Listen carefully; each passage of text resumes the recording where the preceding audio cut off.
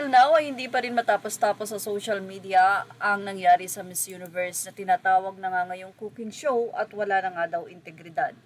Sabi din ng mga netizen, huwag nang magbigay ng representante ang Pilipinas katulad ng ibang bansa upang malaman ng mga organizers nito nagmamayari na hindi maganda ang kanilang ginawa. Sa kabila ng kontrobersiya, nananatili namang Miss Universe si Miss Mexico. Samantala, si third runner-up at sa Manalo Miss Philippines ay na-interview sa Boy Abunda at hinggil sa issue, narito ang kanyang naging pahayag.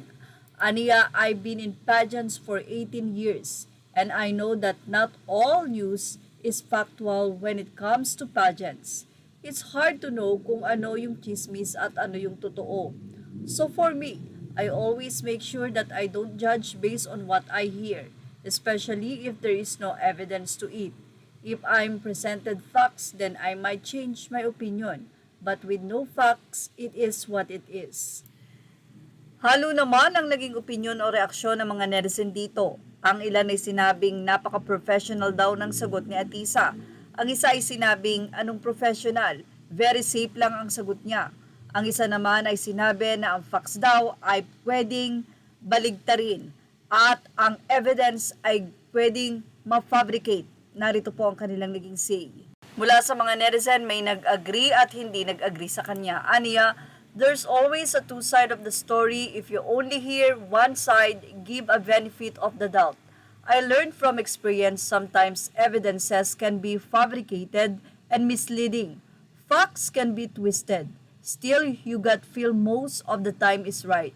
Since this is an interview on national TV, better to be objective and don't take sides. Congratulations, Pambansang Manika, Maria Atisa Manalo. You may not get the crown and title, but you're the winner of the hearts.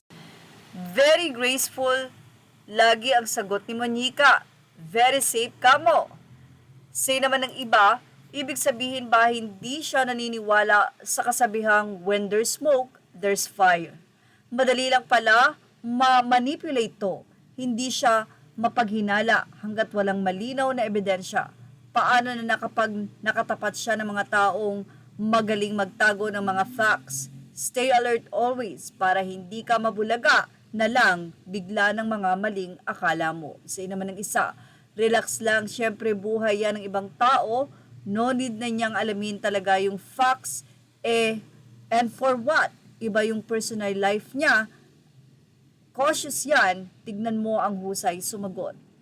Ang isa naman ay sinabing alam niya ang totoo, syempre kailangan niyang maging maingat dahil iba-iba ang sinasabi both side. Ay baka siyang magkamali ng hinala. Syempre dapat niyang itago ang kanyang saloobin. Okay naman yung sagot niya. At yan ang ating showbiz top update. Images are all credit to the rightful owners. Please like, share, and subscribe.